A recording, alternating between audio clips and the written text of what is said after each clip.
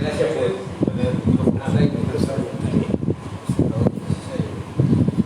gracias por acompañarnos. Hoy venimos acá a plantear un tema que nos está absorbiendo mucho la atención y la pasión, que es el proyecto de reforma constitucional Uruguay Soberano, que, como algunos sabrán, es un proyecto de reforma por el que se están recabando firmas en todo el país y que se propone tres cosas. La primera es declarar nulo, no es la primera en el texto, pero es la que, para explicarlo, conviene decir primero, es declarar nulo el contrato Uruguay-ROU-UPM.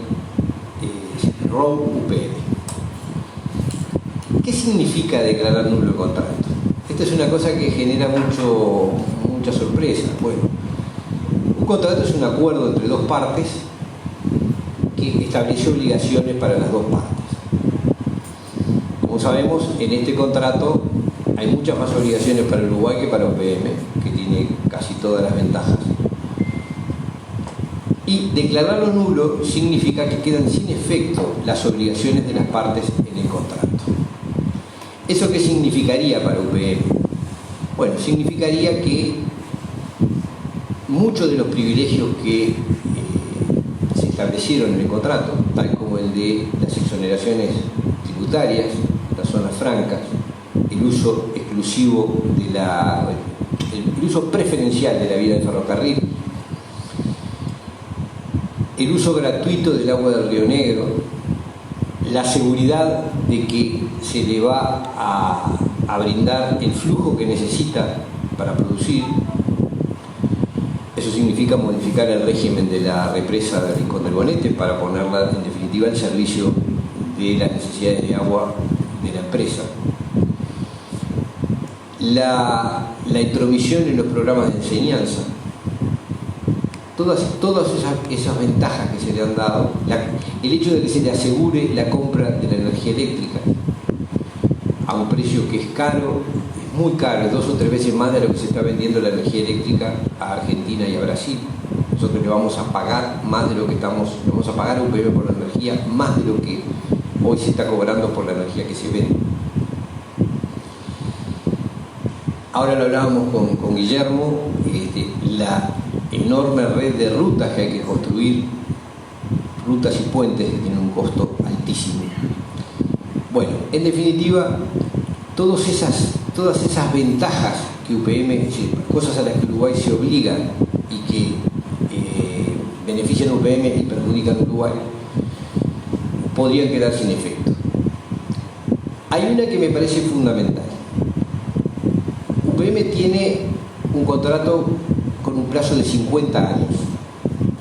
Durante todo ese plazo del contrato, Uruguay no puede legislar sobre temas que afecten a UPM.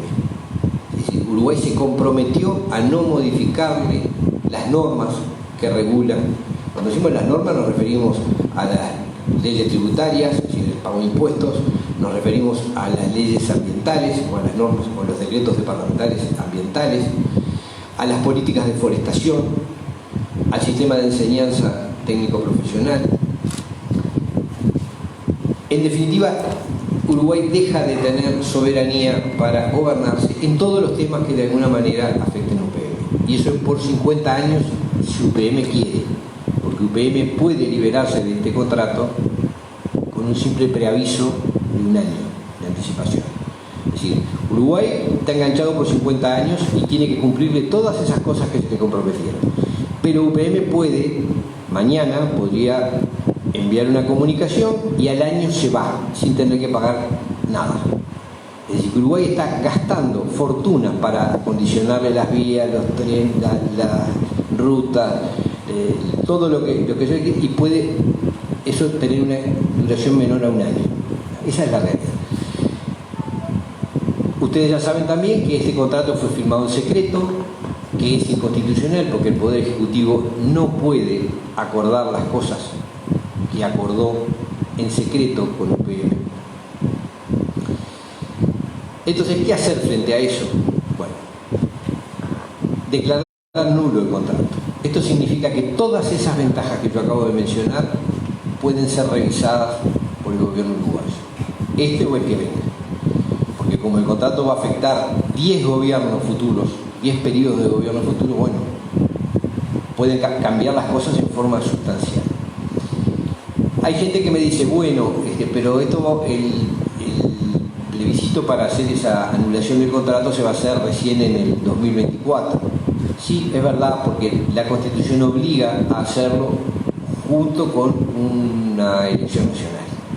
Entonces, si logramos las firmas necesarias para declarar nulo el contrato, nosotros vamos a poder plebiscitarlo recién en el 2024. Pero, y este es un tema fundamental, desde el momento que estén las firmas, las reglas de juego cambian sustancialmente, porque UPM sabe que su proyecto, su negocio, va a ser sometido a decisión popular, es decir, tiene una incertidumbre que hoy no tiene. Y en eso estamos trabajando. Yo les dije que el proyecto de reforma declara nulo el contrato ROC-UPM. Pero además hace dos cosas más. Por un lado, establece que los futuros contratos de inversión tienen que ser aprobados por el Parlamento, que no es posible que los contratos se firmen entre cuatro paredes entre el gobierno de turno y la empresa que viene a invertir, porque si no pasan estas cosas como este contrato que tenemos hoy. Esto significa que para futuros contratos de inversión que endeuden al país a largo plazo o lo sometan a tribunales extranjeros, como pasa con el caso de UPM, o le den estabilidad, es decir, la garantía de que no se van a modificar las normas que regulan la actividad de la empresa, eso tiene que ser aprobado por el Parlamento, por una mayoría especial de 3/5 de cada Cámara. Me dirán, bueno, pero eso no es mucha garantía porque el Parlamento lo puede votar. Es decir, probablemente hoy, si se presentara el contrato, el actual Parlamento lo votara, por más que seguramente habría algunas excepciones, pero la mayoría de los partidos del sistema político ha respaldado este contrato. Y entonces hay una tercera cosa que se establece en la reforma, que es la posibilidad de que estos contratos sean revisados por medio de un referéndum.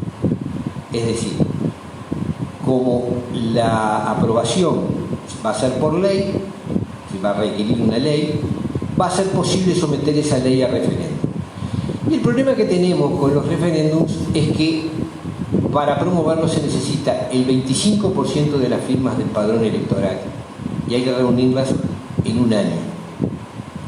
Entonces, lo que hace el proyecto de reforma es disminuir la cantidad de firmas necesarias, llevarlas del 25% al 10%.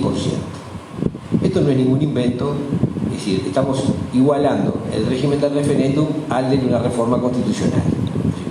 No tiene sentido que uno pueda reformar la Constitución con el 10% de las firmas y para dejar sin efecto una ley necesita reunir el 25% de las firmas del padrón. Vamos a igualar, lo que queremos es igualar ese régimen. De modo que lo que el proyecto de reforma significa es dejar sin efecto un contrato que nos parece ruinoso para el país, evitar que futuros contratos de este tipo se firmen en secreto sin por lo menos el debate parlamentario necesario y en última instancia que exista un control popular que permita decir no, este contrato no puede ser. En eso es en lo que estamos. Yo voy a dejar por acá porque mi idea era simplemente hacer la introducción sobre el proyecto. Ahora están en este orden Guillermo Franchi, Marcelo Marchese, Irineo Riet y Rafael Menéndez, que van a abordar distintos enfoques. Muchas gracias.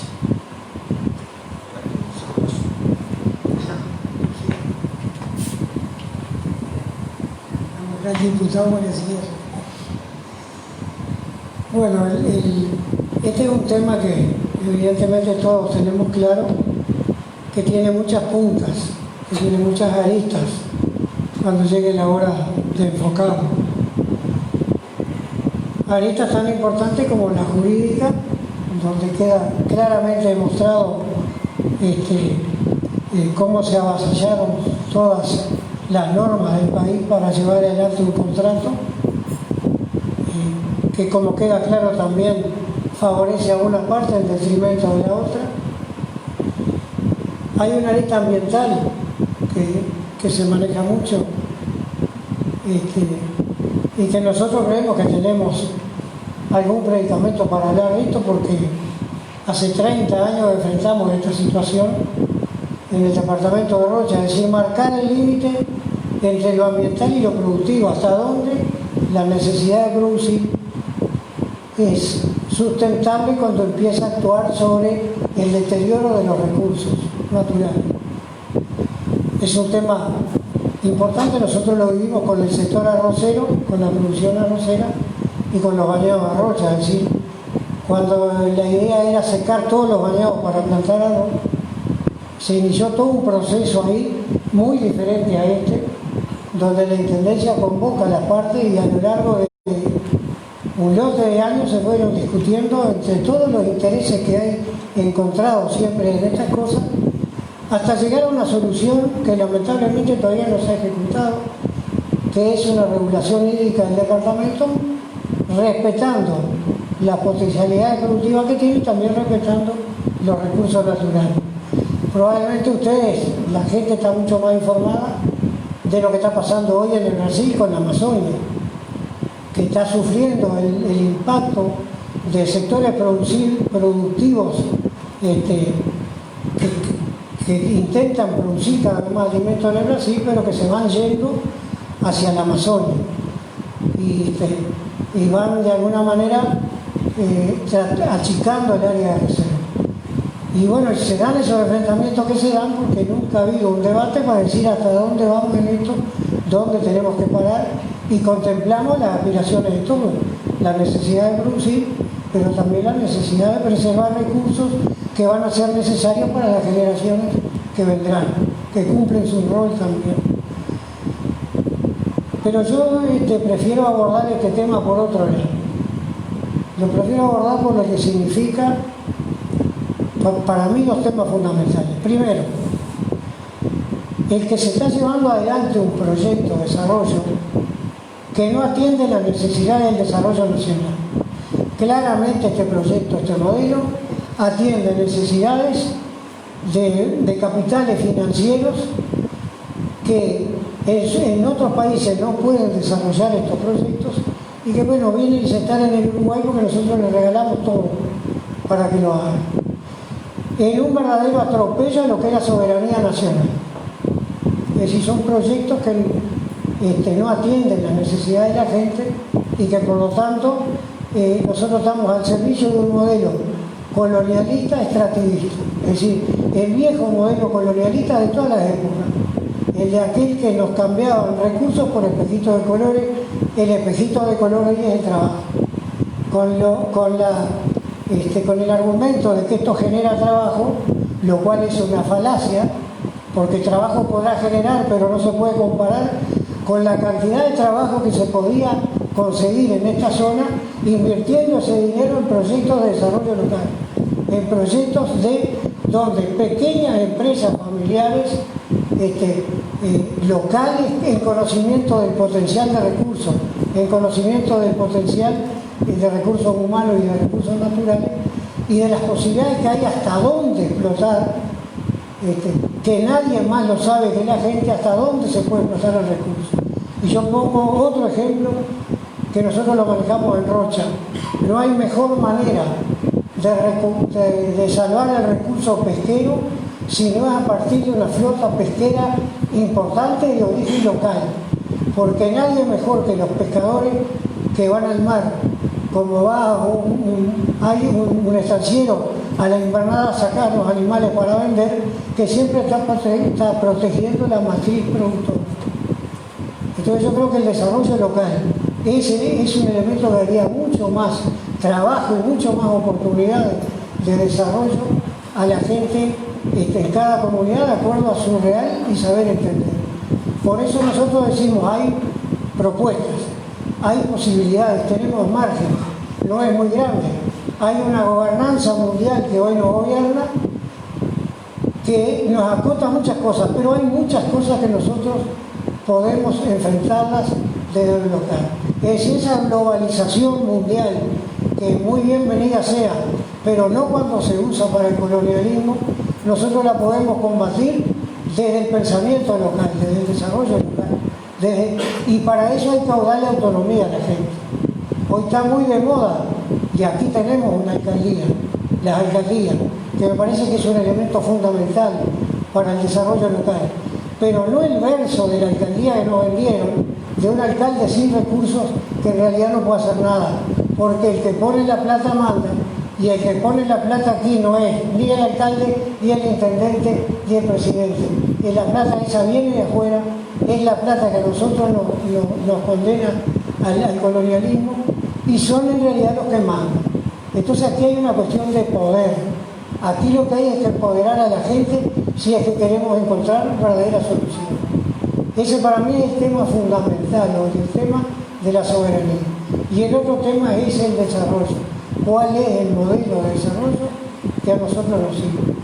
Y yo cuando vengo aquí, a estos lugares, y hoy tuve la oportunidad de estar con el diputado en un programa de radio, me doy cuenta que cuando uno viene afuera tiene que venir a escuchar, a aprender, porque nadie más que los locales saben dónde les aprieta el zapato, cuáles son las posibilidades que tienen y cuáles son los elementos que tienen que manejar para encontrar su propio desarrollo.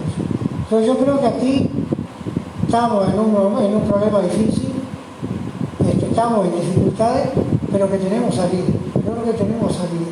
Que hay que creer en nosotros mismos, hay que creer en el potencial nuestro y hay que asumirlo de una vez por todas. Lamentablemente le está costando a los gobiernos entender esto.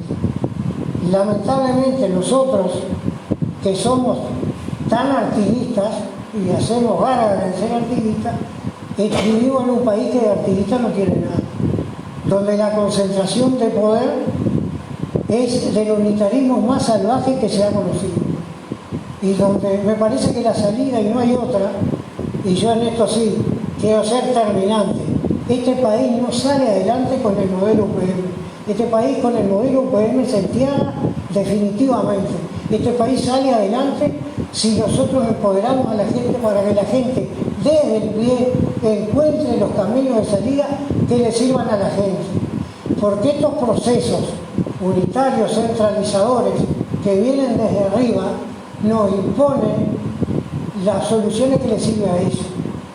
Los procesos, como planteamos nosotros, de horizontalizar el poder, que nacen desde abajo y hacia adentro, hacia nuestros propios interiores.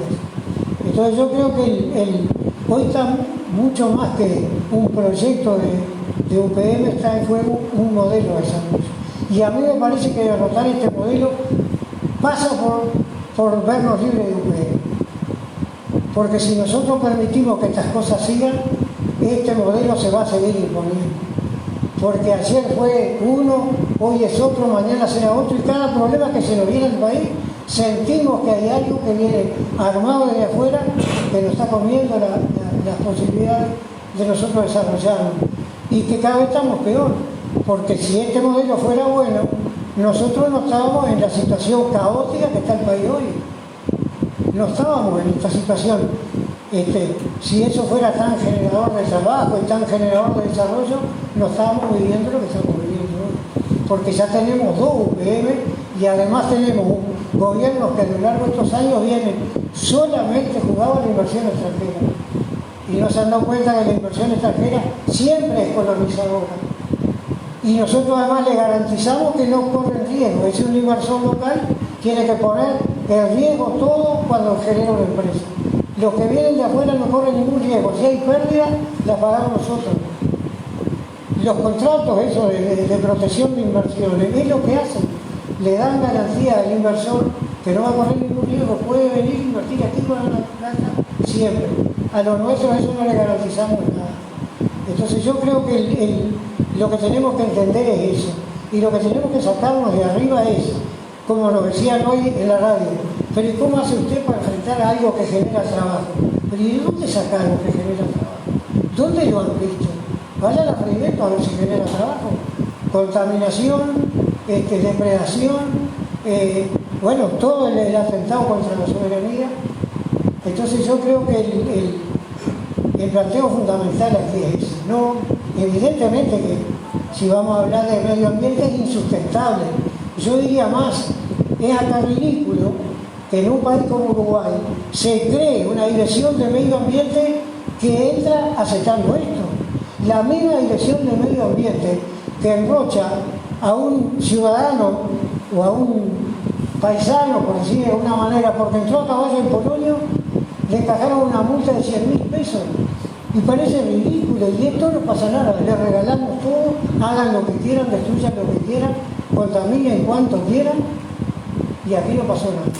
Entonces yo creo que este es el momento donde la gente tiene que empezar a reaccionar frente a estas cosas, a esta invasión que nos están haciendo.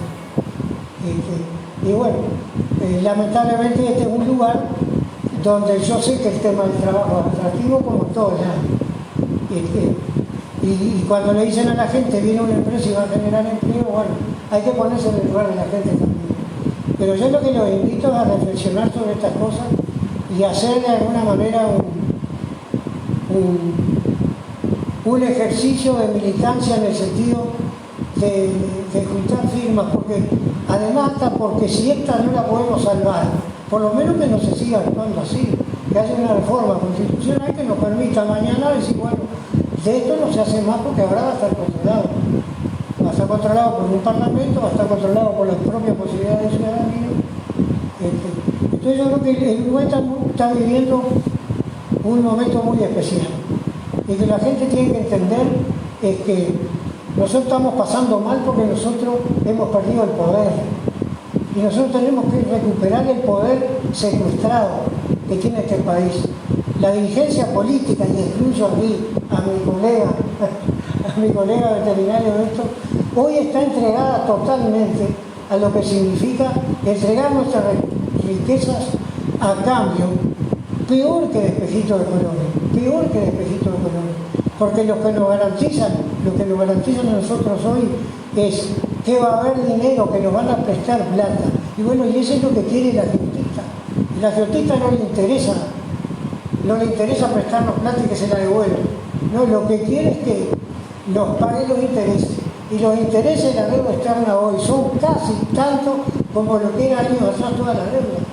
Y ese es el gran negocio de todo lo que está atrás de estos emprendimientos como UPM. Yo lo que le pido a la gente en este lugar, que yo entiendo que están en el peor lugar colocado, porque a nosotros de alguna manera nos va a afectar también, aunque estemos lejos, porque vamos a pagar más impuestos para bancar esto, porque nos van a contaminar también las cosas allá, esto no nos escapamos, va a llegar allá toda la contaminación. Pero evidentemente los que están cerca aquí son los que van a sufrir. Así que yo lo que le pido a la gente es militancia, en el sentido de juntar firmas, a ver si podemos promover esta reforma constitucional, que capaz que también sea el principio de una reforma constitucional que en definitiva empiece a empoderar a la gente, que es lo que estamos necesitando hoy. Este país no sale adelante mientras seamos gobernados de afuera, porque basta pensar nomás. Si las decisiones vienen tomadas de arriba y hacia afuera, invertir el camino significa de abajo y hacia adentro. Simplemente eso. Y eso es lo que nosotros andamos convocando en este momento. Me parece que el tema es mucho más complejo que el tema ambiental, es mucho más complejo que el tema jurídico, porque nos va la vida en todo eso. Nos va la vida en todo eso. Y con esto termino parafraseando a un gran personaje de este país, más allá de colores, que fue Aparicio Saravia, al cual le debemos que en algún momento puso subtítulos para hacer una revolución, y la gente descalifica ese proceso revolucionario como que era un gaucho alzado, y simplemente lo que Aparicio Saravia decía en ese momento: yo prefiero dejar a mis hijos sin plata o menos ricos, pero con patria. Y nosotros hoy corremos el riesgo de dejar a nuestro hijo más pobre y todavía sin patria.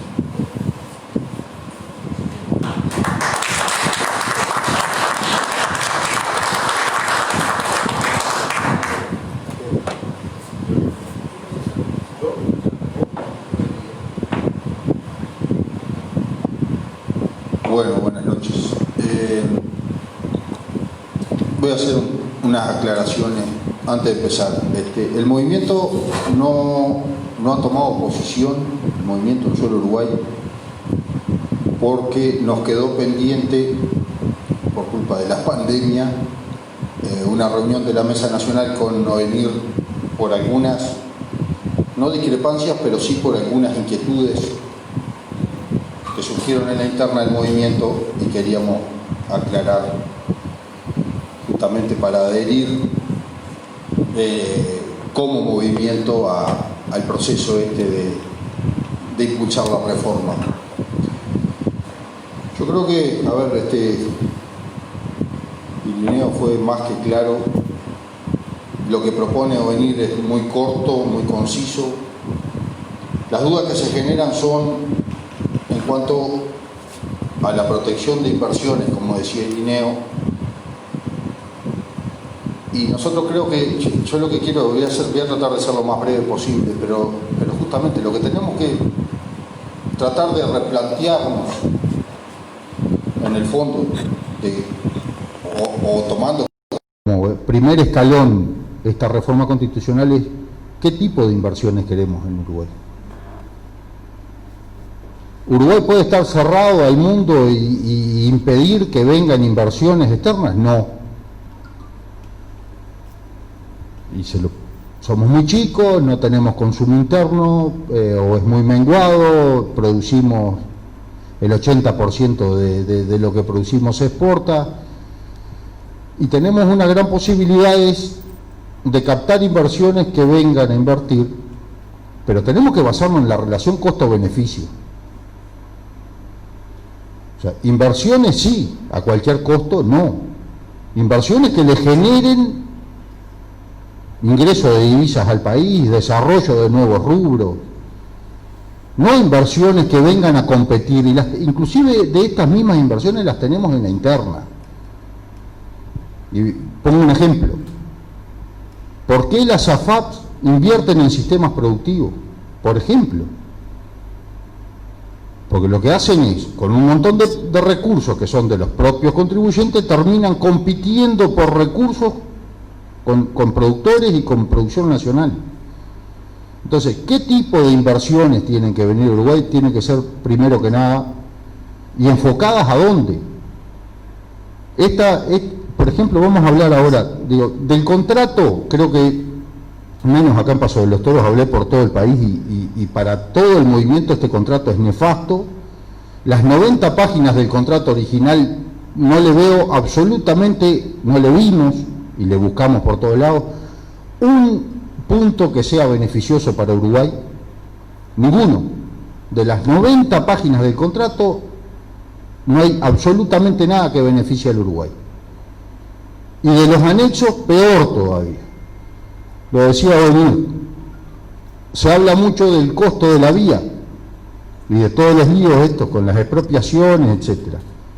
Bueno, hay otros, en el contrato anexo o en el contrato complementario, está estipulado que nosotros para 2026 tenemos que tener 856 kilómetros de rutas asfaltadas para el tránsito de la modalidad de bitrenes y tritrenes, con la construcción de 62 nuevos puentes.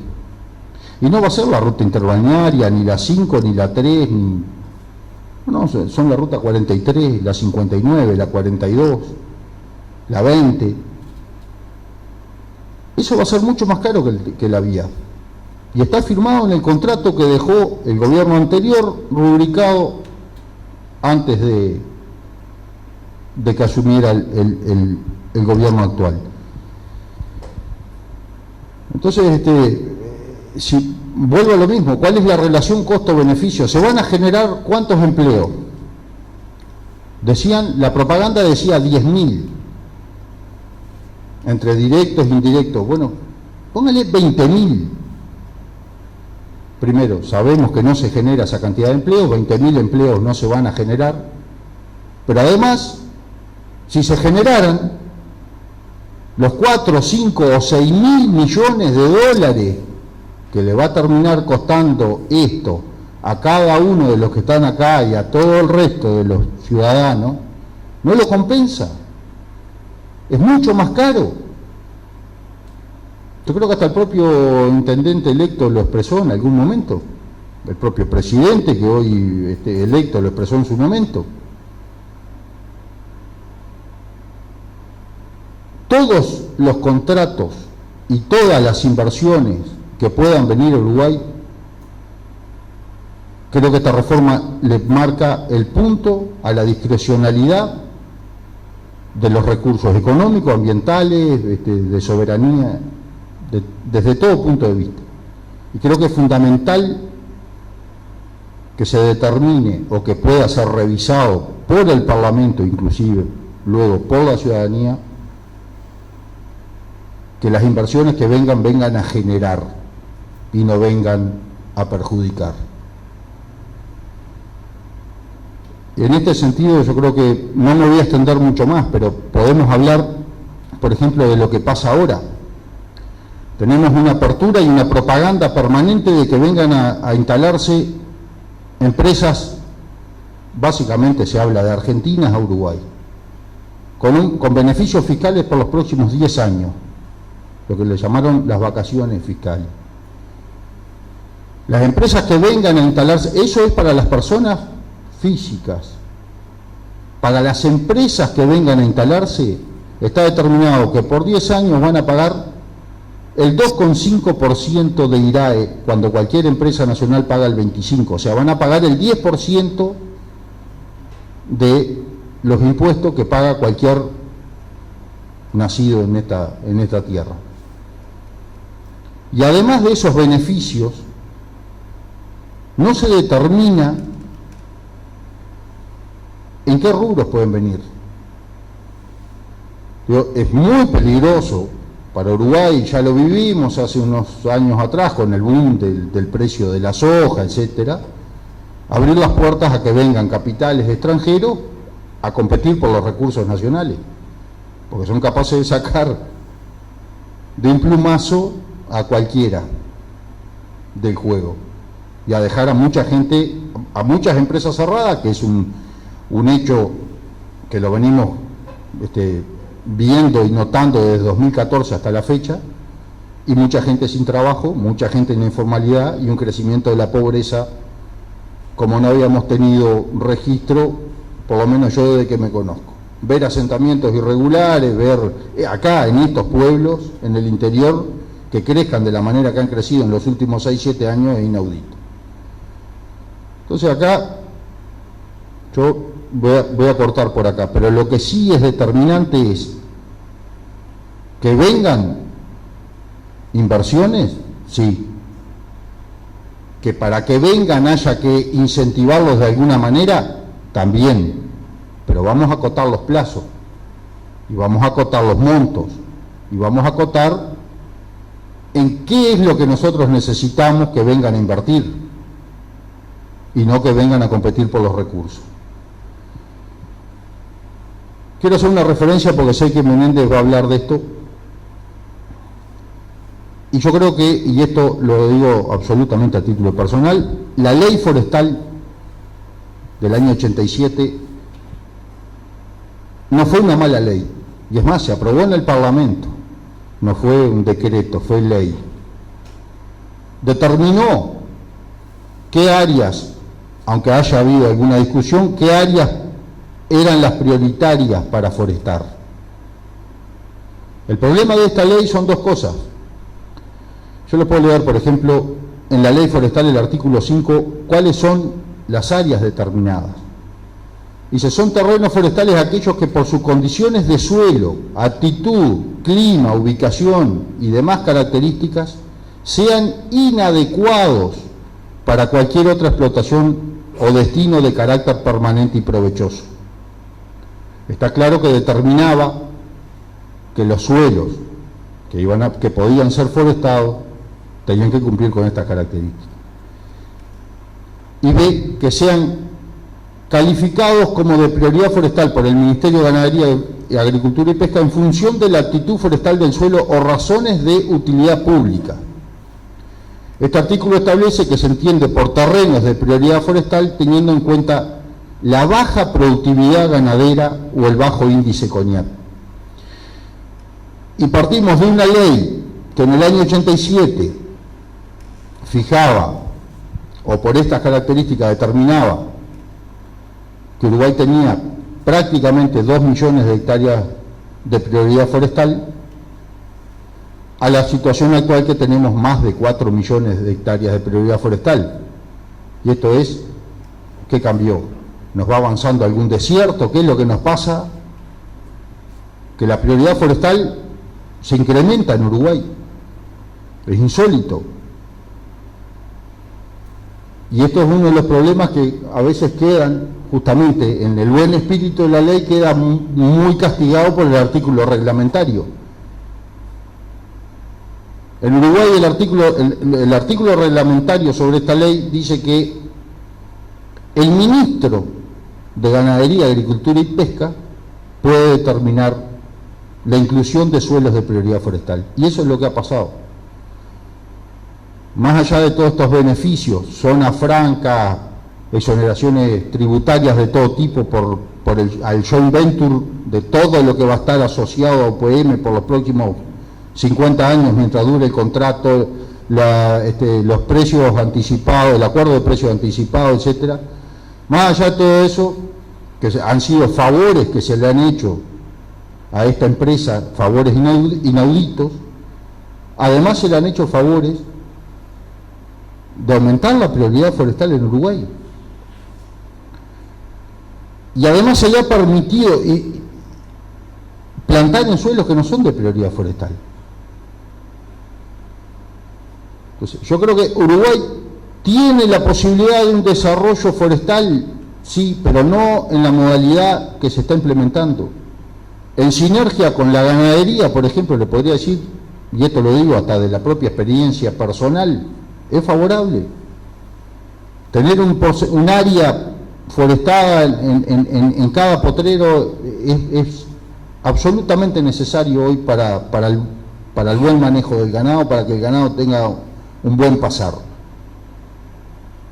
Ahora, esto va absolutamente en contra y esto va compitiendo por los recursos y sacando los recursos a sistemas productivos que sí eran de carácter permanente y provechoso, como la propia ley determinaba para la prioridad forestal, que se pudiese hacer donde no podía realizarse una producción de carácter permanente. Corto por acá. ¿Inversión extranjera? Sí.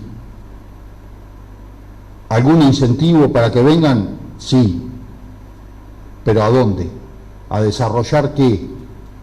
¿Y a qué costo? ¿Y a qué relación costo-beneficio? Lo que no tenga un beneficio para el Uruguay me parece absolutamente innecesario traerlo.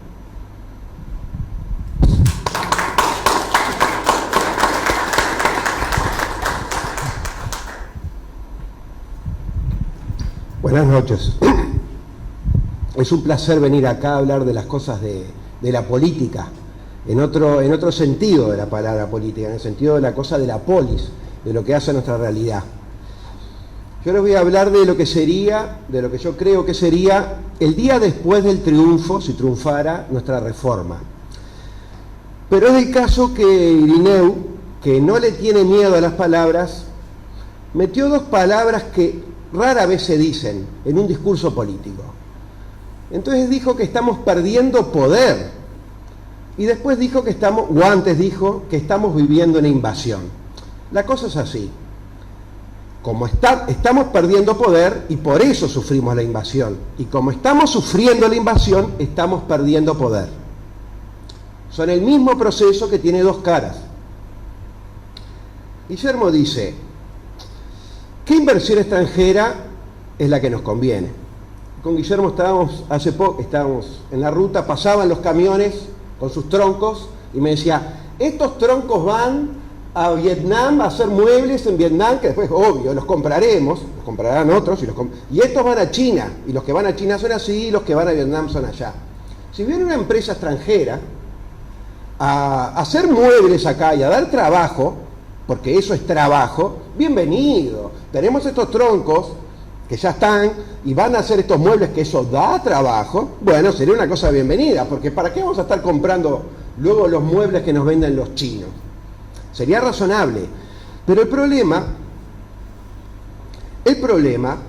es que, y a esto ataca el contrato, y a esto ataca la reforma, hay 3 rubros fundamentales que ataca la reforma, además del contrato RO-UPM. Establece controles legislativos ante futuros contratos, siempre y cuando hagan esto. El gobierno se obligue a cosas, por ejemplo, a comprar energía por 50 años, como le vamos a comprar a UPM, en tanto el gobierno se obligue a los sucesivos gobiernos durante 50 años a cosas, debe pasar por el Parlamento.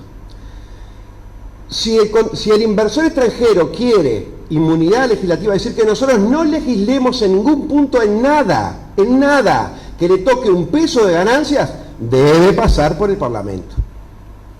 Si pretenden que nuestra justicia no actúe y se quieren amparar en la justicia extranacional, casualmente en el Tribunal del Banco Mundial, que es el que después financia UPM para hacer esta cosa, debe pasar por el Parlamento. Entonces, ¿de qué inversión extranjera estamos hablando? De la invasión de la que habla Irineu. La mitad de nuestra tierra está en manos de extranjeros. Tal vez de las mejores tierras están en manos de extranjeros. La inmensa mayoría de la producción de la madera está en manos de extranjeros. La inmensa mayoría de los frigoríficos que apretan al ganadero y luego apretan al consumidor están en manos de extranjeros. La exportación de cereales, la producción del arroz, el 100% de la elaboración de bebidas, lo que era la salus, las bebidas que se hacían aquí, en manos de extranjeros. La inmensa mayoría de las superficies, todas las superficies, grandes superficies comerciales, en manos de extranjeros. Entonces el inversor extranjero viene acá a dar trabajo. Pero acá lo que estamos viendo, salvo el caso de la madera y salvo el caso de la celulosa, que ya voy a referirme brevemente, es perjudicial, lo que ha venido a hacer es apoderarse de recursos existentes. El argumento es que la inversión extranjera nos saca de la pobreza. Bueno, la verdad es que la inversión extranjera no nos ha sacado de la pobreza. Lo que ha hecho la inversión extranjera es profundizar la pobreza, porque ha venido a adueñarse de nuestros principales recursos y luego esos capitales, el beneficio de ese capital emigra, va a otro lado, no vuelve a reinvertirse en el país. Esa es la invasión que estamos viviendo, que se mide en qué. Bueno, en el poco trabajo, se mide en el aumento de la delincuencia, se vive en la pérdida cultural. ¿Qué significa? Que yo, cada vez que veo una tapera en el campo, tengo que pensar que antes hubo una familia rural. En el año 61, el 19% de nuestra población era rural, vivía en el campo. Hoy día, dato aportado por, yo tenía el 5%, Franchi en una de estas charlas me dice, hoy es el 4%. O no llega al 4%, que está en el 3%. Entonces vamos abandonando el campo. ¿Qué significa abandonar el campo? Y estamos produciendo menos bueno, el eucalipto va empujando al productor ganadero, me lo ha explicado con lujo de detalles Eduardo Gutiérrez Lavie, cuesta encontrar gente que trabaje la lana, ya no están esas comparsas recorriendo el país. Entonces, todo aquel conocimiento del productor rural heredado por su padre, por su abuelo, eso es cultura. La cultura heredada que va de padre a hijo la vamos perdiendo porque no hay quien la transmita si se va del campo. Cada tapera abandonada es cultura perdida. ¿Es cultura lo que estudió Franchi y lo que estudió Edgardo? En la universidad sí, es cultura, por supuesto, lo que leemos es cultura. Pero hay una cultura que no se transmite en los libros, que se transmite en el contacto de padre a hijo en tanto estén ubicados en el lugar del territorio. Y ese deterioro cultural y esa persona que termina yendo a la ciudad a trabajar aprender un oficio nuevo, ya no transmite aquello que había aprendido. Entonces vamos perdiendo capacidad cultural, que es perder poder de producir bienes, poder de producir riquezas. Comunicación, se necesita gente que esté en el lugar para hablar con el otro, para aprender con el otro. Estamos perdiendo comisarías, estamos perdiendo policlínicas, están cerrando escuelas rurales. vamos perdiendo poder. No estamos haciendo los programas de estudio en función de nuestro país y de nuestro beneficio. Le estamos permitiendo a UPM que diseñe los planes de estudio para las UTU que estén en su zona, y le estamos permitiendo a UPM llevar a los niños a sus plantaciones, y está viniendo UPM a nuestras escuelas a dar su doctrina. Eso es pérdida de poder, es pérdida de soberanía. Sí, el negocio este de UPM nos saldría a nosotros 5.000 millones de dólares, que por lo que hablamos ahora con Guillermo, todas esas nuevas rutas que tienen que hacer y los puentes, y ahora descubrimos que no eran 250 expropiaciones, sino que van a ser como 1.000 las que necesita el trencito, etcétera, etcétera, etcétera, etcétera. Si fueran solo 5.000 millones y van a dar trabajo a 500 personas, no voy a contar las que están haciendo el tren, que tampoco van a ser una gran cantidad, sino las permanentes, eso da 10 millones de personas, 10 millones de dólares para generar una fuente de trabajo. Ese es el gran negocio que nos está haciendo la inversión extranjera. Nos permite que para generar una fuente de trabajo invirtamos 10 millones de dólares. Increíble. A cualquiera de nosotros nos dan 10 millones de dólares, estoy seguro que da mucho más que un puesto de trabajo. Pero bueno, ese es el negocio así como está planteado. El tema es, bueno, te dicen, sí, UPM es un desastre, pero ya fue firmado. Bueno, sí, ya fue firmado, ilegalmente firmado, inconstitucionalmente firmado, no tiene validez. Entonces, bueno, pero que el tema es que si nos oponemos después nos agarran y... Bueno, si nos oponemos, si esto llega a un plebiscito y triunfamos, eso es ley. Está bien, el presidente puede decir una cosa o decretar algo, el Parlamento puede votar algo, pero cuando el que vota es el pueblo, eso no hay forma de atrás. Y en un juicio internacional que nos harían, también está hay dos antecedentes, o hay dos cuestiones fundamentales. Era inconstitucional, la gente lo consideró inconstitucional y fue pactado en secreto, sin discutirlo públicamente en el país. El tema es que si además nosotros triunfáramos en ese plebiscito para el 2024, hubiéramos generado por el camino poder, que es lo que dice Irineu. Estaríamos ganando poder, hubiéramos estado discutiendo las cuestiones fundamentales de la vida del país. ¿Cuáles son las cuestiones fundamentales de la vida del país? Bueno, ¿dónde nos conviene invertir? ¿Qué inversión extranjera vamos a aceptar? ¿Qué rubros vamos a favorecer? Los gobernantes, los partidos políticos, podrían diseñar un plan de desarrollo nacional. Si vos no diseñás para tu negocio o para tu familia un plan a futuro, estás al garete de los vientos de lo que sucede. ¿De qué está hablando nuestra política si no está hablando de cuál es el plan de desarrollo nacional? ¿Cómo vamos a sacar al país de la situación en que se encuentra? Que ahora este último trimestre ha bajado nuestra producción 10 puntos. 10 puntos el PBI nacional.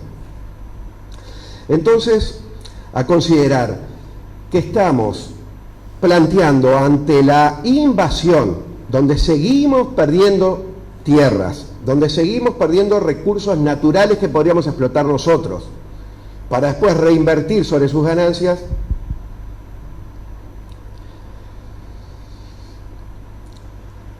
llegar a un plebiscito habiendo discutido esas cuestiones esenciales, genera otra situación política para el país.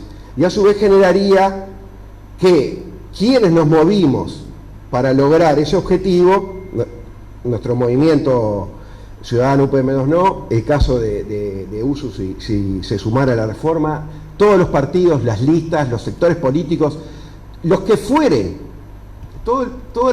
los grupos sociales que se sumaran a la reforma, si hubieran triunfado, estarían ante una nueva situación, habrían ganado fuerzas, se habrían conocido mejor entre ellos, hubieran estrechado la alianza del poder que hay que generar. Entonces, sucede que en historia, cuando uno va al pasado, yo fui profesor de historia, los historiadores tienen una tendencia al anacronismo, a la anacronía. ¿Qué es la anacronía? Y pensar que los gauchos eran como nosotros. No, los gauchos no eran como nosotros. Todos tenían caballos. Tanto caballo que ni siquiera usaban las yeguas, solo usaban machos. Sobraba el transporte, sobraba la comida. Era otra vida. Y nosotros, pobre gaucho, el gaucho no le faltaba absolutamente nada. Anacronía. Pero también sucede el futuro. Nos cuesta imaginar lo que será el futuro. Bueno, lo que será el futuro si prospera UPM. Porque ya sienta jurisprudencia, bancaron un contrato así, bueno, cuando venga el otro, y el otro, ya están calculadas, lo dijo Mujica, una cuarta y una quinta, están en carpeta, dijo, una cuarta y una quinta pastera, tal vez para el lado de la Laguna Merín. Entonces, eso también es parte de, hay que imaginarse ese futuro si triunfa esto, pero también hay que imaginarse el futuro si triunfáramos nosotros, luego de haber entrado en ese proceso de militancia al cual invita Irineu. Y considerando que apenas lleguemos a las firmas requeridas, UPM tendrá un problema, le tendrá que decir el CEO de UPM a sus accionistas, bueno, allá en Uruguay nos iban a regalar 5.000 o 6.000 millones de dólares y nos iban a permitir entrar en la educación y nos iban a permitir que no nos juzgaran y nos iban a permitir no tocar nunca nos iban a tocar con una ley nada. Bueno, eso está en entredicho y eso ya cambia la situación. Muchas gracias.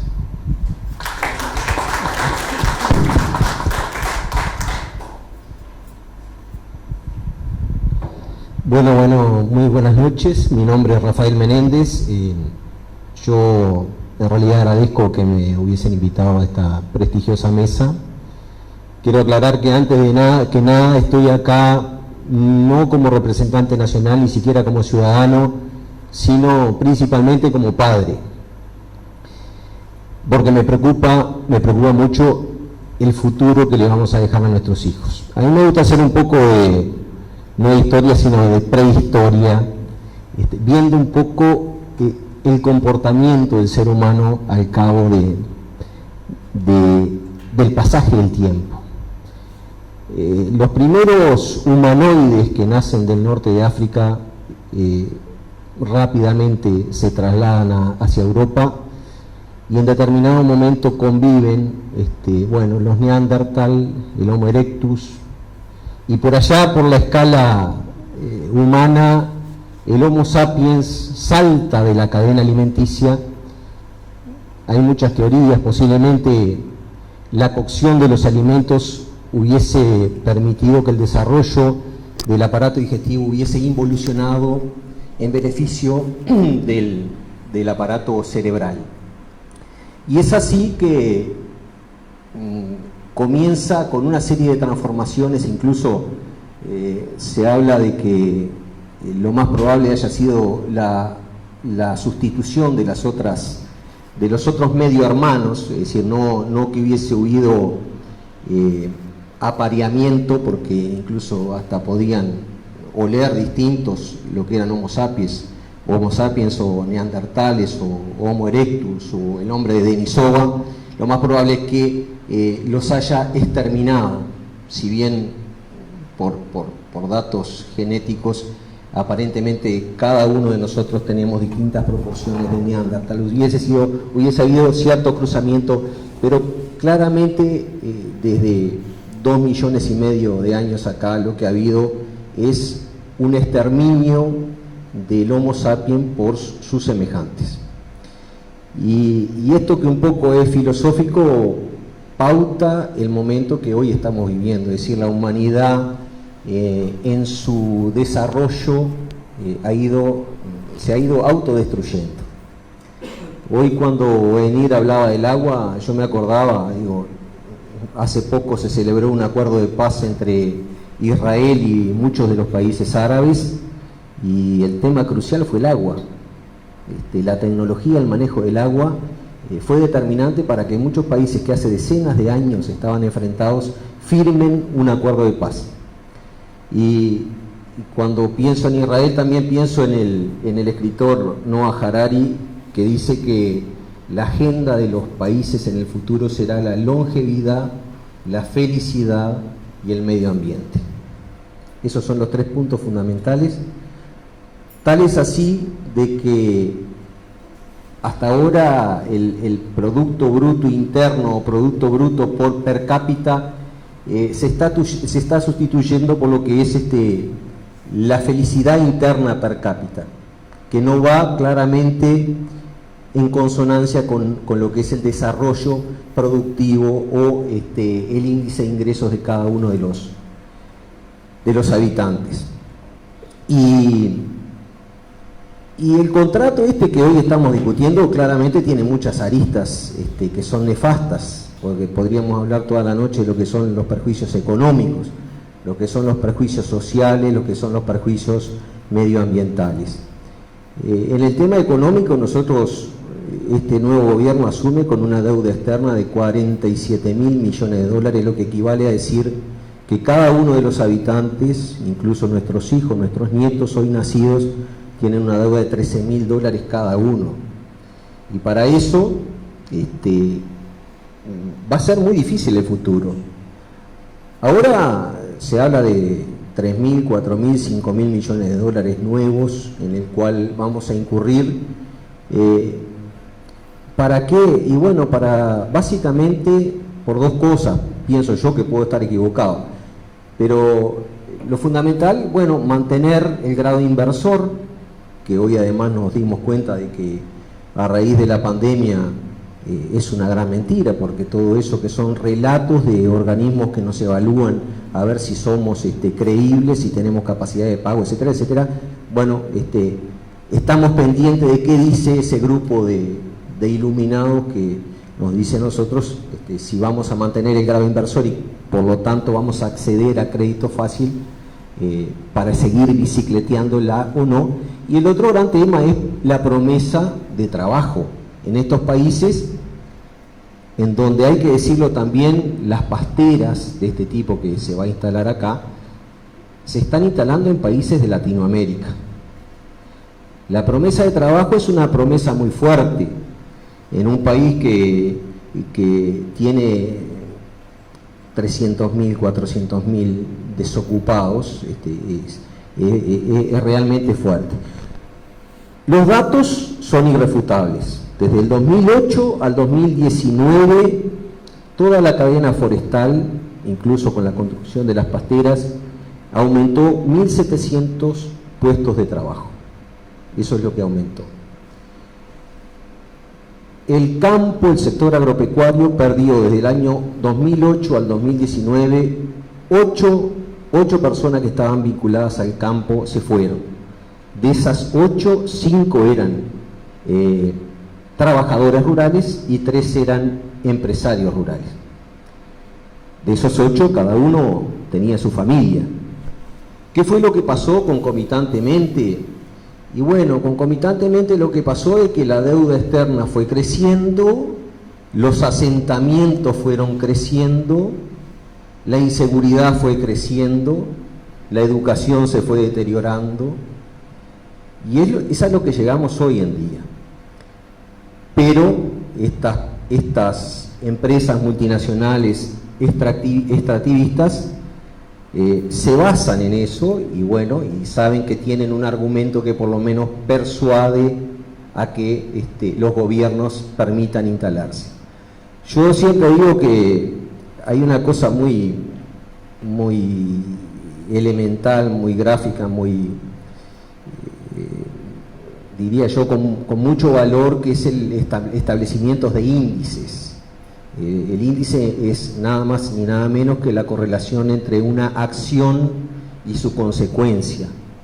Y nosotros no tenemos un índice de impacto desde el punto de vista social, económico y medioambiental que puedan significar el establecimiento de estas empresas, que son altamente extractivistas, que condicionan no solamente el deterioro de la calidad del agua, sino también de nuestros suelos. Discrepo, y me permito discrepar con Guillermo en el sentido de que la ley forestal, bueno, determinaba suelos de prioridad forestal como suelos que no eran aptos, y no es porque no lo diga la ley, lo dice, que no eran aptos para otro tipo de producción. Es cierto que empezamos con una ley forestal de diciembre del año 87 con 1.200.000 hectáreas establecidas como terrenos de prioridad forestal, y que a partir de 4 o 5 decretos reglamentarios llegamos a 4 millones de hectáreas. Eso es así. Pero la ley era básicamente política.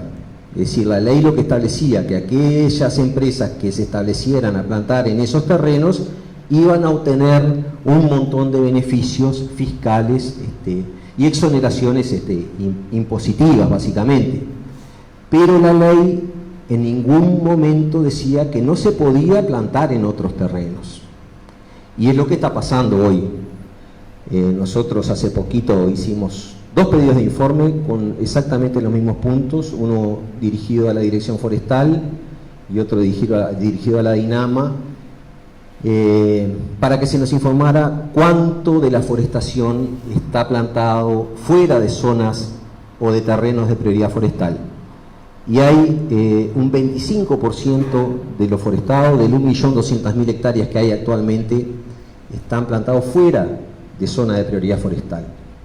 Eso equivale a que del año 87 al día de hoy se han plantado en promedio 100 hectáreas por día, todos los días.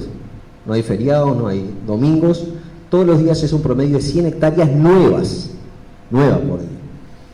Y eso es muy grave, nos preocupa mucho.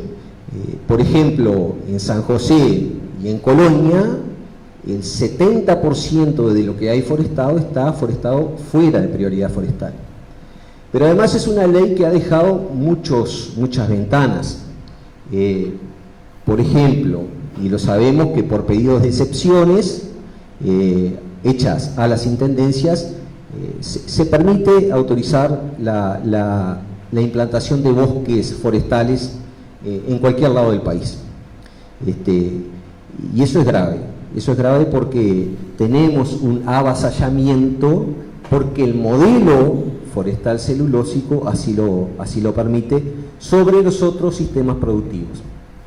Y el contrato ROW-UPM para mí es el sueño del pibe, es el sueño que cualquier empresario uruguayo le hubiese gustado tener, en donde le aseguran la paz sindical, en donde le aseguran la compra de los subproductos aunque el Uruguay no lo precise, porque nosotros vamos a comprar energía que no necesitamos, en donde además me parece sumamente grave, y yo el otro día lo decía, se ha llevado este intento de validación social hacia terrenos que debieran estar vetados, excluidos, que son por ejemplo las escuelas, porque eso ya avasalla el intelecto de escolares que no pueden discernir qué es lo bueno y qué es lo malo. Nosotros vemos a Fundación UPM entrar a las escuelas, hablar de calidad de agua, cuando van a verter sobre el Río Negro 107 millones de litros de efluentes por día. Y claramente que ninguno de los gerentes de UPM se va a ir a bañar, ni va a ir a llevar a los escolares a tomar un vaso de agua de Río Negro donde vierten esos efluentes. Pero ellos tienen sus hijos en Finlandia, ellos los tienen lejos. Y desde el punto de vista social, las consecuencias son aún más graves y nos preocupa sobremanera, sobre todo lo que va a pasar acá en Paso de los Toros y en Durazno. El otro día lo hablábamos, el tema de la prostitución infantil es un grave problema para el cual el Uruguay no tiene mecanismos de contención, porque eso es así. Y entonces lo que vemos hoy es que viene esta empresa, te quiebra las piernas y después te da la muleta. Ella misma es la que dice, vamos a hacer estos estudios, vamos a hacer estos otros estudios. Sabemos que hay además muchísimas habilitaciones pendientes que todavía no están aprobadas por DINAMA. Nosotros estamos haciendo, y además aprovecho para mandarle un gran saludo a Eduardo Luz y nuestra solidaridad además, porque quien se mete con el poder siempre pierde, siempre pierde. Nosotros acá somos 30 personas y bueno, no tenemos la capacidad de movilización que claramente tienen estas empresas que pautan publicidad además bien conscientes son de que es uno de los mecanismos para lograr la aprobación de la ciudad. Yo justifico un poco el accionar de los uruguayos porque el uruguayo está preocupado por otras cosas y todos estos efectos claramente nefastos que va a tener para la ciudadanía no van a venir inmediatamente. Esto tiene una inercia y como modelo tenemos lo que ha pasado en otros departamentos en donde se han establecido estas pasteras, pero la ciudadanía está preocupada porque no tiene trabajo, por el tema de seguridad, por el tema, y estos temas como que no los tocan. Entonces, y para no ser muy extenso, a mí realmente me enorgullece que haya un grupo de ciudadanos que esté pensando en lo que debiera ser la agenda de un país. Hoy estamos discutiendo la autonomía o no de la UAM, si pasa al Ministerio de Ganadería o si pasa o si sigue bajo la órbita de la Intendencia. Nosotros creemos que el mundo no va por ahí. El mundo va por el mercado de producción local, con la venta de sus productos al consumidor final, sin la intermediación, en donde además se prioriza la calidad del trabajo, porque nadie puede discutir que subirse a un ómnibus de una empresa multinacional que lo levanta una hora, lo lleva a trabajar, en donde para la empresa es un número y de tarde lo deja, puede hacer lo mismo que trabajar en su predio con su familia y haciendo una producción sustentable. Por lo tanto, agradezco nuevamente, creo que es un gran deber que tenemos, sobre todo, como decía al principio, no solamente por esta generación, sino por la generación de nuestros hijos. Así que muchas gracias.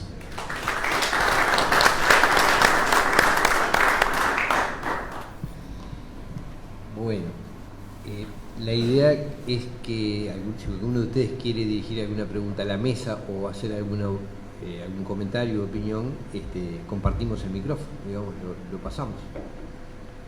¿Alguien quiere aportar algo o preguntar algo? ¿Cuántas firmas se precisan?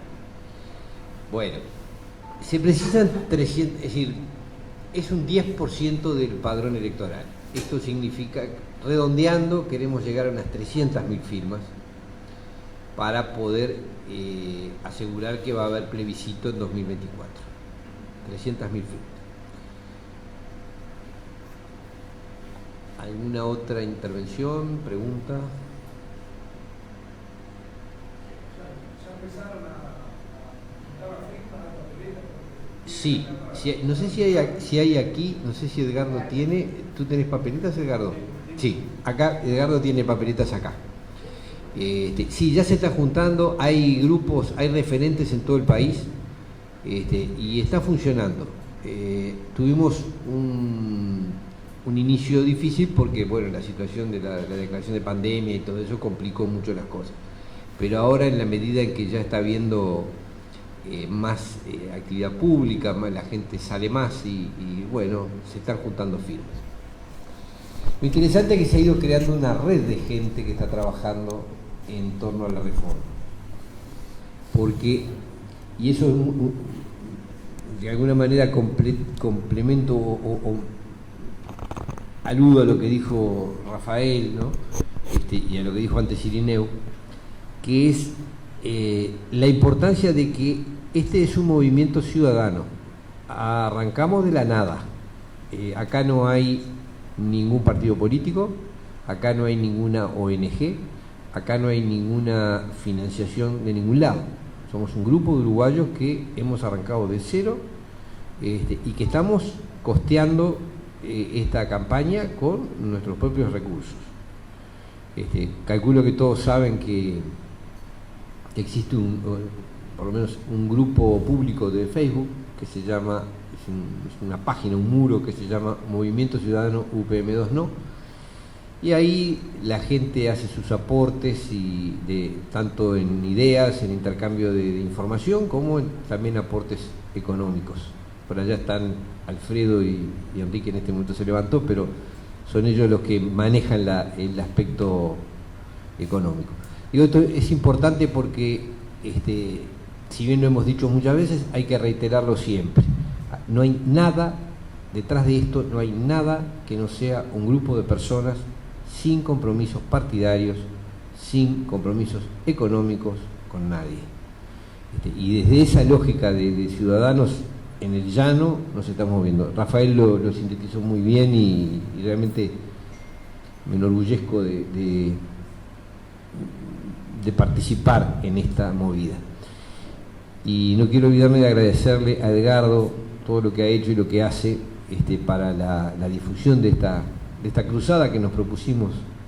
Hace 2 años fue el primer lugar al que vinimos a hablar, hace 2 años y medio, fue acá, en este mismo lugar, y bueno, hoy las cosas son, a veces las presencias son más complejas, más difíciles, pero el esfuerzo está y la campaña sigue y las firmas se están juntando y creemos que vamos a llegar en un plazo no muy extenso a las firmas necesarias.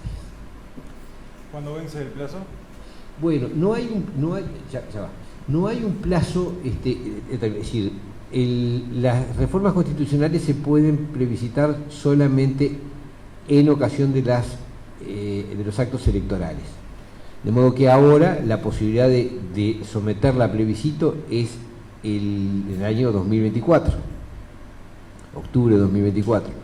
De modo que tendríamos que ingresar a principios de 2024 con las firmas.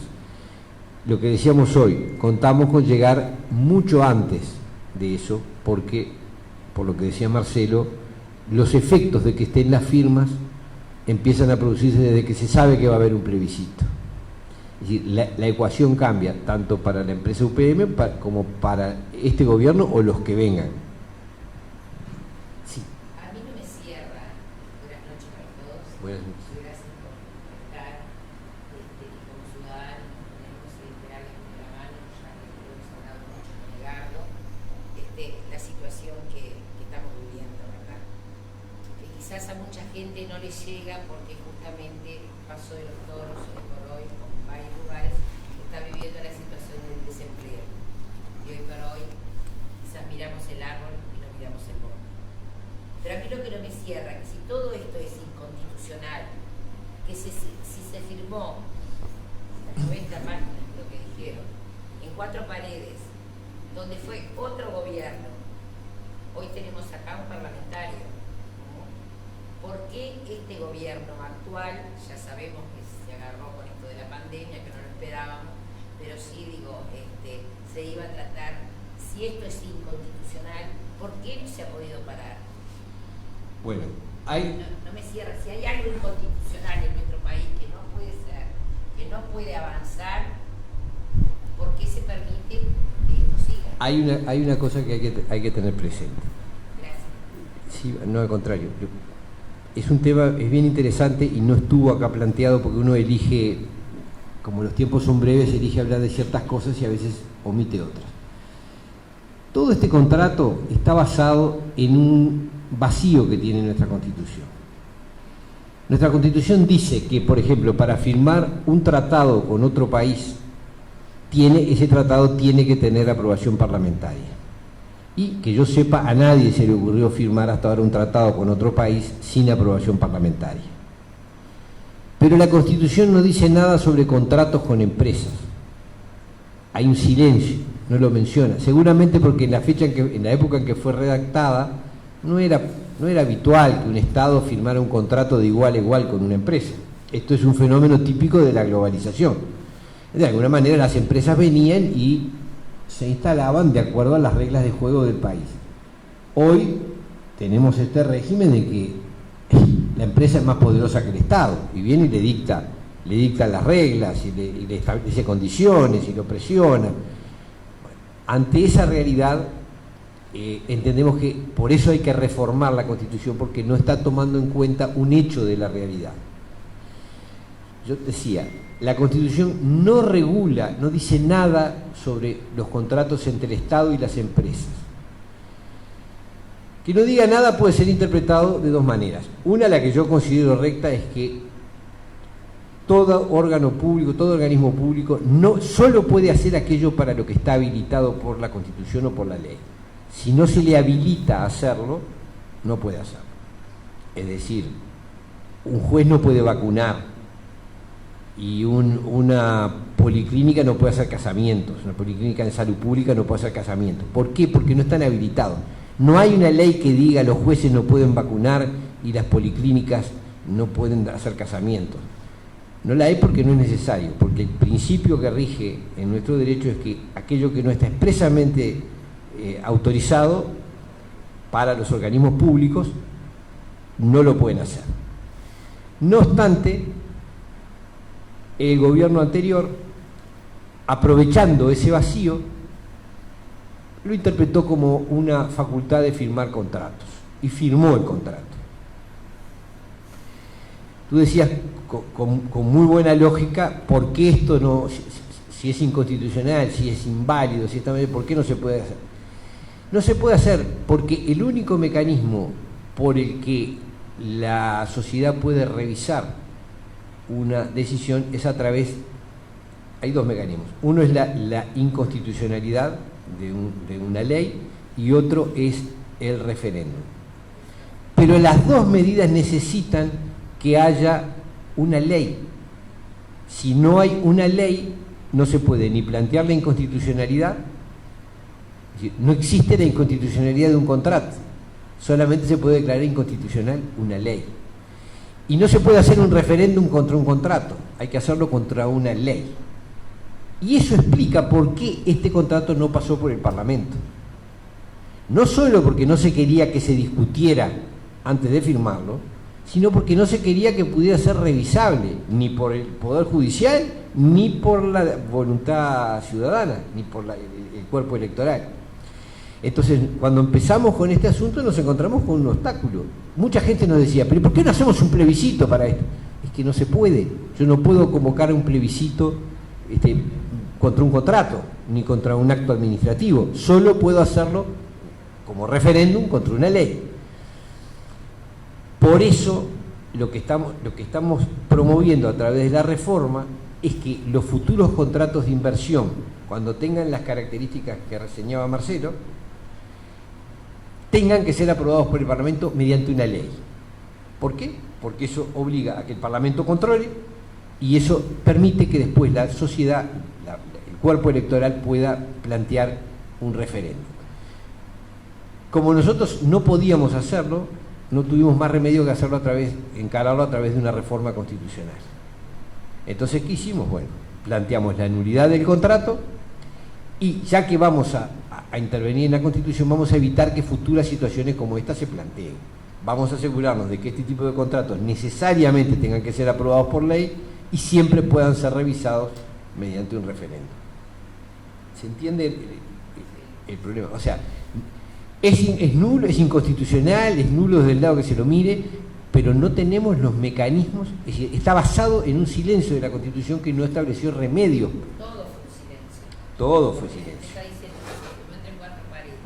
Si es inconstitucional, si ellos vinieron a avasallar, y que yo pregunto, ¿y el Estado estaba haciendo todo cerrado? ¿Qué había ahí atrás de todo esto? ¿Qué hay atrás de todo esto?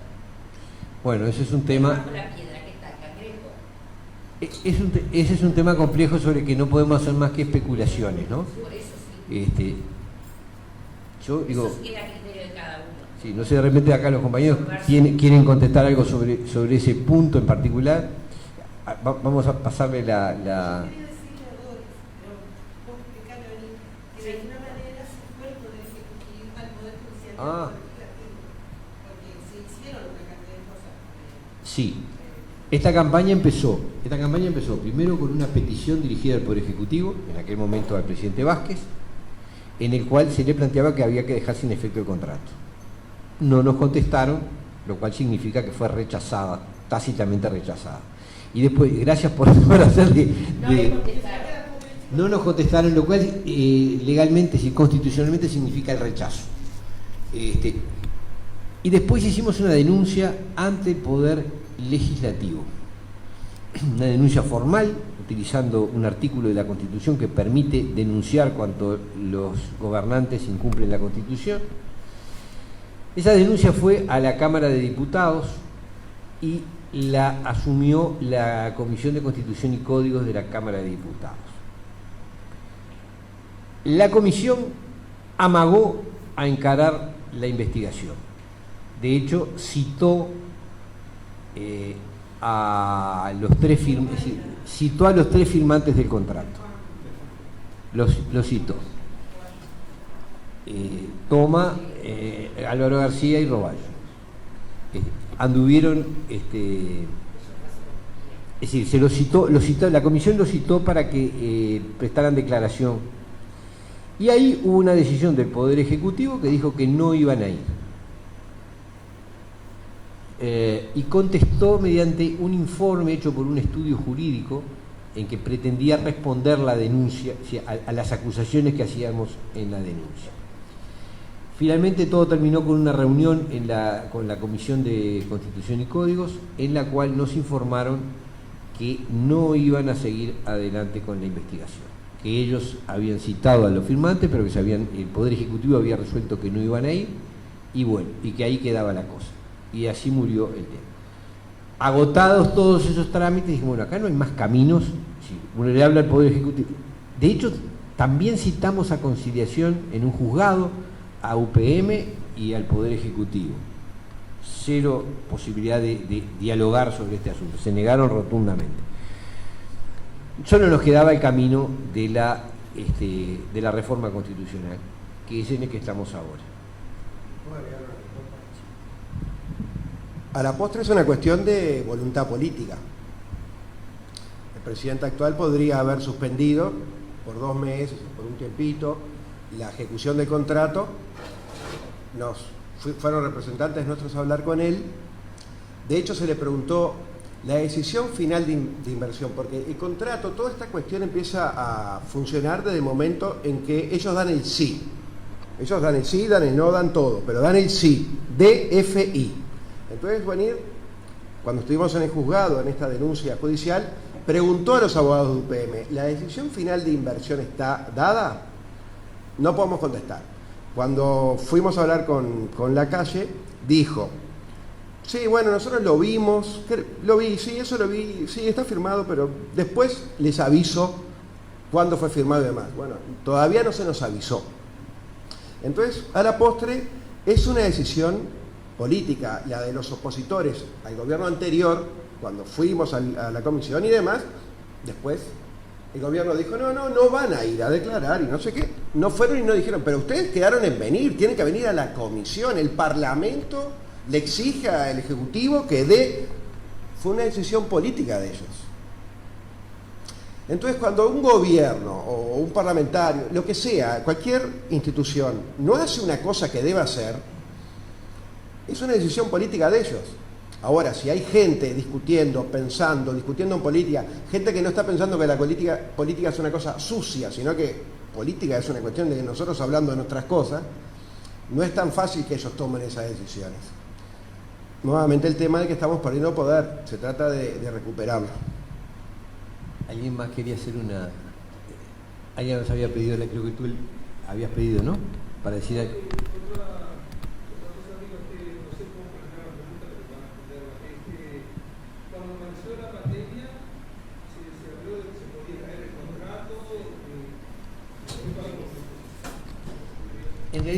En realidad lo que está previsto en el contrato es que en casos de epidemias o de situaciones de emergencia imprevistas se puede suspender el cumplimiento del contrato o de parte del contrato. Eso es lo que dice el texto. Y eso es lo que llevó a que muchos de los que estamos acá le planteáramos, o unos cuantos de los que estamos en este tema, le planteáramos al presidente la posibilidad de suspender el contrato. Fue una reunión, nos recibió, le hicimos el planteo y él dijo que no nos iba a responder en ese momento porque había una estrategia de Uruguay sobre este tema, sí, del gobierno sobre este tema. Sorprendentemente, 2 días después, no sé si llegaron a pasar 2 días, hubo una reunión de algunos de los ministros con representantes de UPM. Inmediatamente después, estoy contando hechos, no estoy haciendo valoraciones de ningún tipo. 2 días después hubo esa reunión y el presidente declaró que el contrato se iba a cumplir, que Uruguay se ceñía a sus compromisos internacionales y, en definitiva, se descartó la posibilidad tanto de suspender el cumplimiento como de renegociar el contrato, que era de lo que se había hablado. Yo no estuve en esa reunión entre los ministros, obviamente entre los ministros y los representantes de UPM, pero seguramente algún hecho hubo que llevó a que rápidamente se tomara esa decisión, cuando 2 días antes parecía que había posibilidades todavía de una renegociación o de una suspensión del contrato, o de las dos cosas, ¿no?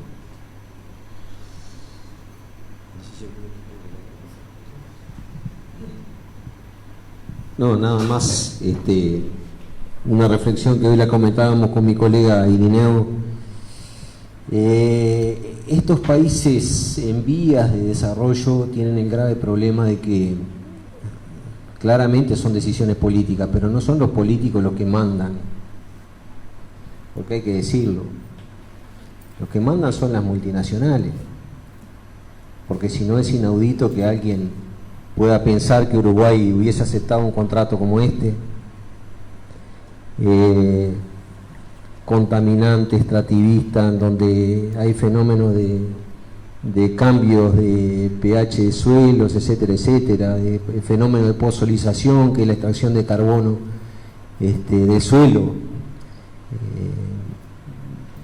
temas sumamente graves y además tomé la palabra para además diferir también un poquito con lo que decía Guillermo. Nosotros, porque somos coterráneos, vivimos en un departamento en donde la mitad prácticamente que el departamento está forestado. Tacuarembó tiene 140.000 hectáreas forestadas y hay mucho pino, pero básicamente la forestación de Uruguay es de eucaliptus. El 80% de lo que tiene Uruguay forestado es de eucaliptus y es básicamente para producción de celulosa. Y bueno, y se han votado en la última ley de presupuesto, por ejemplo, el uso de la madera de una manera más corriente en lo que es el sistema de construcción de casas. Y nosotros pensamos que son saludos a la bandera, sinceramente, porque lo que está sucediendo es que se están talando montes de pinos para ser sustituidos por eucaliptus, montes que ni siquiera dan diámetro de corte. O sea, la producción de Uruguay básicamente va a ser de eucaliptus. Y desde mi punto de vista, que puedo estar equivocado, yo creo que bajo los montes de eucaliptus, que además desde la propia Dirección Forestal se ha intentado equiparar el servicio ecosistémico que cumplen con lo que es un monte nativo, va a ser para la producción de celulosa. Y básicamente lo que yo pienso que bajo esos monocultivos forestales lo único que crecen son problemas. Yo francamente lo que creo que bajo las densidades de forestación que se usan en Uruguay, que superan los 1000 árboles por hectáreas, no hay pasto que crezca. Yo estoy convencido, porque en la profesión lo he visto, los graves problemas de garrapata que tenemos en el norte, sobre todo Tacuarembó y Rivera, que provocan alrededor de 50 millones de dólares de pérdida por año, son en parte por lo inmanejable que es lo que son las reses dentro de los bosques forestales. Entonces, hay un montón de mentiras que han salido y que es muy difícil refutarlo cuando nosotros podemos tener este tipo de reuniones, pero prendemos la radio y hemos visto además lo agresiva que está la publicidad de UPM y de todas las empresas forestales, y yo lo vengo sufriendo desde hace 4 meses, en donde presento un proyecto forestal, en donde he tenido que aguantar a los contratistas forestales, que me vienen de a 4 o 5 contratistas forestales, la propia sociedad de productores forestales, la dirección forestal, los productores de la madera. Es muy fuerte el poder, y además el poder, que eso está estudiado, genera atracción. ¿Tá? El ser humano se siente atraído por el poder. Es un poco como el síndrome este de los secuestradores de los aviones de Estocolmo.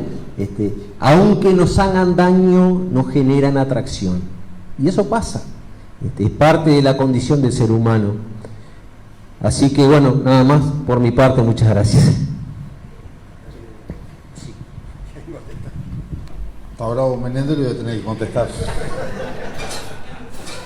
Estás muy habituado al debate, me parece ahora. Ya te voy a dar algo. No, quiero acotar un par de cositas con respecto a lo que decía Rafael. Esto es un dato hasta 2017, o sea que hoy puede haber aumentado algo, pero en la zona norte, lo que sería Rivera, Tacuarembó y el norte de Cerro Largo, de toda la forestación que hoy se ve plantada, que no es nada menor, es solo el 45% de la prioridad forestal. Acá en el centro, que sería, o casualidad, donde se instala la planta, pero sería del centro hacia el este, lo que es el sureste de Tacuarembó, noreste de Durazno y algo de Cerro Largo y 33, de todo lo que vemos plantado hoy acá, es solo el 12% de la prioridad forestal. Yo con esto lo que te estoy dando es la idea de lo que tienen para crecer dentro de la prioridad forestal, que yo creo que han sabido y han usado la posibilidad de crecer por fuera de la prioridad forestal, porque el día que le caigan con una ley a decirle restrínjase a la prioridad forestal, le queda un margen enorme de crecimiento todavía, como lo que le estoy diciendo. O sea, acá en la zona centro tienen para crecer el 88% de la prioridad forestal está sin plantar, el 55% en el norte, el 50% en el litoral tienen para crecer todavía, y el 76% en la zona este de lo que es La Valleja, Rocha, etc. Eso es todo lo que tienen. Y otra cosa que le quiero decir es, cuando yo me refería a que no era una mala ley en el espíritu de la ley, de utilizar campos de muy bajo índice y de muchos problemas, como lo determina la propia ley, para llevar a esto. ¿Qué pasó? El problema de esto fue que nunca se le puso un coto ni un plazo. ¿Y quién aprovechó estos beneficios que ponía la ley? Un montón de productores forestales, dentro de los que me incluyo. Pero ¿qué pasa? ¿Quién fue que sacó el gran beneficio de esto? Y los más grandes. Y hoy los más grandes en Uruguay tienen dos nombres, son solo dos. Y yo con mi producción forestal hoy estoy rehén de un monopolio donde lo que yo produzco no vale nada, porque solo se lo puedo vender a ellos y al precio que ellos me quieren pagar y con el flete que ellos me quieren cobrar y con las condiciones.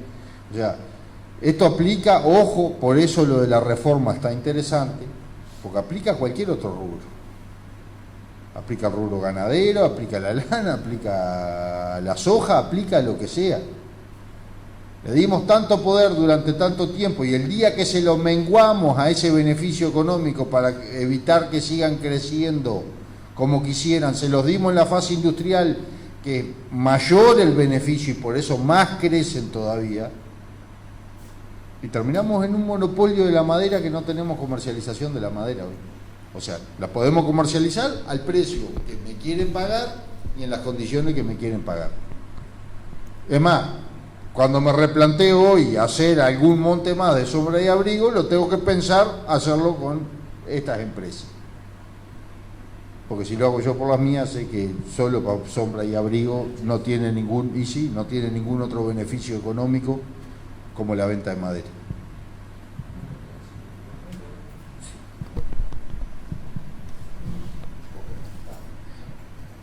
Completamente de acuerdo con lo que decía Guillermo. Hoy por hoy el 75% de lo que es la producción forestal está en manos de 3 empresas extranjeras. Eso lo aclaro porque de público conocimiento es que salen a hablar de que bueno, que este es un beneficio para más de 1000 y pico de productores, que les permite diversificar, etcétera, etcétera. Pero hay una cosa que además que no deja de ser menos importante, que es la trampa que hacen las empresas forestales, en el sentido de que los proyectos menores de 100 hectáreas no pasan por la DINAMA. Y yo hice el pedido de informes en cuanto a que me quería saber, porque lo hice a la Dirección Forestal y a la DINAMA, qué cantidad de hectáreas tenía el Uruguay de proyectos de menos de 100 hectáreas, y porque además tengo un amigo forestal y me dice, mirá, nosotros nos hemos cansado de plantar de a 99 hectáreas. ¿Por qué? Porque no pasan por la DINAMA. Y eso es una trampa y nadie sabe cuántas miles de hectáreas tiene el Uruguay que no han pasado por la DINAMA. Y yo comparto plenamente además lo que dice la ley, pero esa ley fue hecha hace más de 30 años, en donde el medio ambiente además era secundario. ¿Qué es lo que pasa? Que hay campos que aún teniendo muy bajo índice CONIA, tienen un gran servicio ecosistémico. Porque nosotros nada más que ir a Valledén y ver lo que son las sierras de Valledén, y están plantadas todas, están todas forestadas. Entonces ni siquiera el índice CONIA sería, o el índice de productividad, una justificación para plantar, sino que además tenemos que ver, porque además Irineo, que hoy decía, nos preocupa la Amazonia, el Amazonia nuestra, el Amazonia del Uruguay es el bioma pampa. Cuando se instala una hectárea de eucaliptus, se destruye el ecosistema bioma pampa, que tiene más de 400 especies vegetales. Y no me quiero meter en un tema que es de agrónomos, pero lo hace de manera irreversible. Así que cuando nosotros nos ponemos el grito en el cielo de que están destruyendo la Amazonia, las empresas forestales están destruyendo nuestra Amazonia, que es el bioma pampa. Muchas gracias. Quería contestar termino ya, pero hay una cosa que tú dijiste que me pareció que merecía una contestación. Tú preguntabas por qué se había firmado esto, con todas estas características que acaban de exponer y estos dramas de todo tipo que se generan. Yo digo, muchas veces la gente en las redes sociales dice, acá lo que hay es una coima, les pagaron. Yo digo, no tengo idea de si hay o no hay coima. Sí digo que ojalá esto fuera solo el problema de una coima. Porque esto, lo que decía Rafael recién, es algo mucho más grande y más complicado.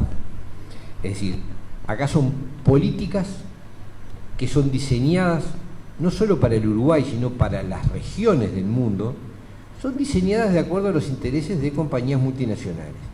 Y los organismos internacionales de crédito, en este caso el Banco Mundial, impulsan esas políticas, las financian, las promueven, financian proyectos para desarrollar tal y cual cosa.